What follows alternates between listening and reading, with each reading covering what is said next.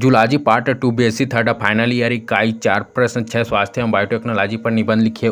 पता है पढ़ाई की कीमत ज्यादातर वही माँ बाप समझते हैं जो खुद ज्यादा पढ़े लिखे नहीं होते, जिनको खुद का सिग्नेचर करना नहीं आता, कि वो समझते हैं कि पढ़ाई एक ऐसी चीज है जो हमारा बच्चा कर जाएगा, उसका समाज पागल नहीं बना पाएगा, उसको दबा नहीं पाएगा। ये कमाने के तरीके तो हजारों हैं, लेकिन पढ़ाई एक ऐसी चीज है जो आपको समाज में एक स्थान दिलाती है, एक रेस्पेक्ट दिलाती है। स्वास्थ्य बायोटेक्नोलॉजी मेडिकल बायोटेक्नोलॉजी बायोटेक्नोलॉजी का उपयोग स्वास्थ्य रक्षा के क्षेत्र में बहुतायत से किया जा रहा है। इस कार्य के लिए जंतु कोशिका कल्चरों तथा डीएनए रिकॉम्बिनेंट तकनीक डीएनए रिकॉम्बिनेंट टेक्नोलॉजी का उपयोग किया जाता है, जिसके फलस्वरूप कई मान उपयोगी उत्पाद प्राप्त किए जा रहे हैं। जंतु कोशिका कल्चर से निम्नलिखित उत्पाद प्राप्त होते हैं।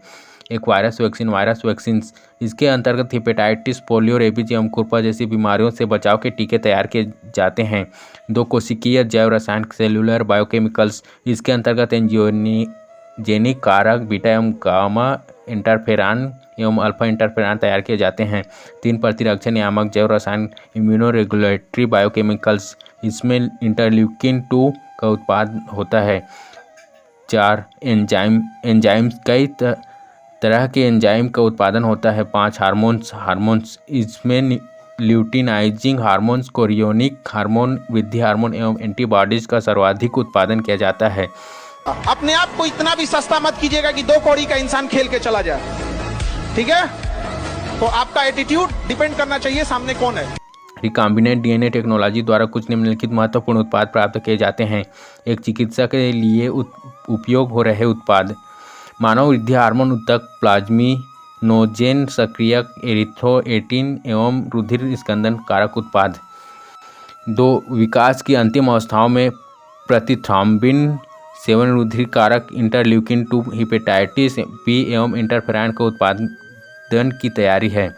इन तकनीकों का सबसे अधिक उपयोग मानव स्वास्थ्य की रक्षा में हुआ है। मानव स्वास्थ्य के क्षेत्र में बायोटेक्नोलॉजिकल तकनीकों के योगदानों का निम्न शीर्षकों के अंतर्गत वर्णन किया जा सकता है। 1 रोगों की प्रतिरक्षा के लिए टीकों का विकास, development of vaccine for immunity. जंतुओं से एंटीजन का पृथक्करण कर टीकों का उत्पादन किया जा सकता है। टीकों को 3 प्रकार से उत्पादित किया जा सकता है। 1 मोनोक्लोनल एंटीबॉडी द्वारा शुद्ध एंटीजन प्राप्त करना, 2 क्लोन किए गए जिन की सहायता से एंटीजन का संश्लेषण करना, 3 संश्लेषित पेप्टाइड के रूप में टीकों का निर्माण। इन तीनों विधियों से विभिन्न रोगों के टीके या तो बना लिए गए हैं या निकट भविष्य में बनने की संभावना है। उदाहरणार्थ rabies virus, hepatitis B virus, Vibrio cholerae जिससे हैजा कॉलेरा रोग होता है। प्लाज्मोडियम फैल्सिफेरम वर्षा में संक्रमित रोगियों से प्राप्त HBV डीएनए को सफलतापूर्वक क्लोन किया गया है। तो ऐसा बहुत प्यारी चीज है। किसी के सामने 500 की नोटों का एक बोरा आप लेके बैठ जाइए मयूर विहार मेट्रो पर, एक गड्डी निकालिए, ऐसे फेंकिए लोगों के सामने, कैसे लूटने आ जाएंगे। फिर कहिए कि तो सब बेवकूफ हो, कुत्ते कहीं के, सब मुस्कुराने लगेंगे। अरे रौनक भैया ऐसे ही कह रहे हैं, रौनक भैया सिर्फ जबान के बुरे हैं, दिल के बुरे थोड़ी। ऐसा गेम दिखाता है पैसा। 2 रोगों का निदान, diagnosis of diseases. Monoclonal antibodies तथा डीएनए प्रोब द्वारा रोगों को पहचानने में बहुत कम समय लगता है। ऋण विधियों कन्वेंशनल मेथड्स द्वारा रोगों को पहचानने में जहां कई सप्ताह लग जाते थे, वहीं डीएनए प्रोब तथा मोनोक्लोनल एंटीबॉडीज जैसे प्रभावी तथा संवेदनशील यंत्रों द्वारा रोगों को क्रमशः कुछ मिनट व कुछ घंटों में पहचाना जा सकता है।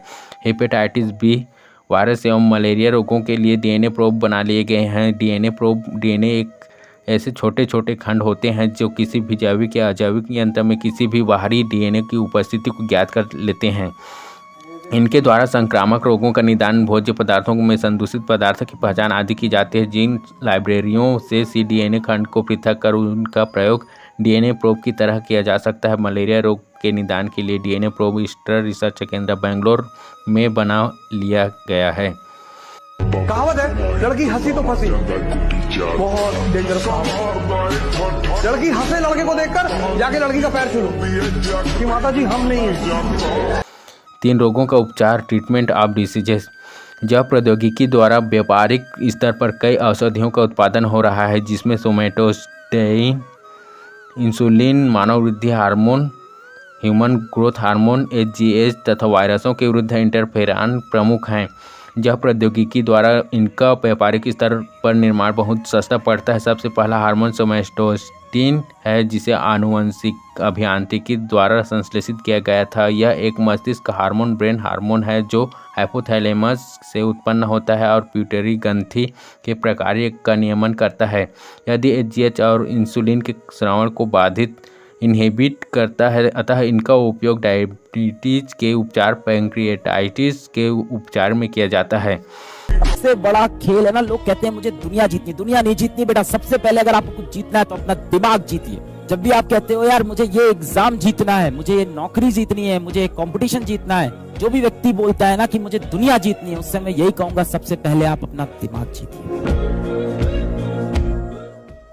उपर्युक्त औषधियों के अतिरिक्त जीन थेरेपी द्वारा भी रोग का उपचार किया जा सकता है। जीन थेरेपी के अंतर्गत दोषी जीन का प्रतिस्थापन एक सामान्य तथा स्वस्थ जीन द्वारा किया जा सकता है, किंतु इस विधि द्वारा उपचार अभी संभव नहीं हो पाया है। जीन थेरेपी का प्रयोग 2 स्तरों पर किया जा सकता है। एक रोगी थेरेपी, पेशेंट थेरेपी। इसमें प्रभावित ऊतक में स्वास्थ्य जीनों का प्रवेश करा दिया जाता है। भ्रूण थेरेपी, एम्ब्रायो थेरेपी। इसमें दोषी जीन की उपस्थिति का पता लग जाने पर जायगोट बनने के बाद भ्रूण की आनुवंशिक संरचना को ही बदला जाता है।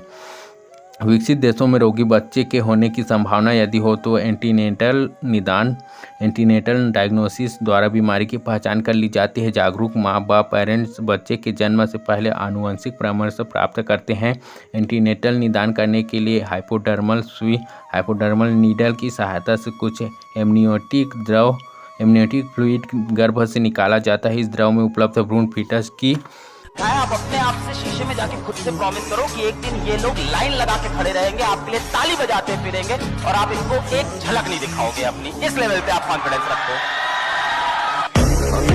I know shit like it for me. I'm a flyer like Aladdin on a pussy golden. कोशिकाओं का संवर्धन व परीक्षण किया जाता है। परीक्षण द्वारा भ्रूण की कैरियोटाइप का अध्ययन किया जाता है, जिसके परिणाम स्वरूप गर्भावस्था में ही रोग का निदान हो जाता है। 4 विधि विज्ञान में DNA fingerprinting. DNA fingerprinting in forensic science. इस विधि का विकास एल.एच. जेफरीज तथा उसके साथियों ने इंग्लैंड में किया है। भारत के हैदराबाद स्थित कोशिका तथा आणविक जैविकी केंद्र centre for cellular and molecular biology में डीएनए फिंगरप्रिंटिंग की एक और उत्तम विधि विकसित की गई है। इन विधियों की सहायता से रक्त या वीर्य, स्पर्म के धब्बों आदि के डीएनए से अपराधी की पहचान की जा सकती है। क्योंकि सभी मनुष्यों में डीएनए अलग अलग होते हैं, अतः यह विधि बलात्कारियों, कातिल आदि पहचानने में महत्वपूर्ण सिद्ध होती।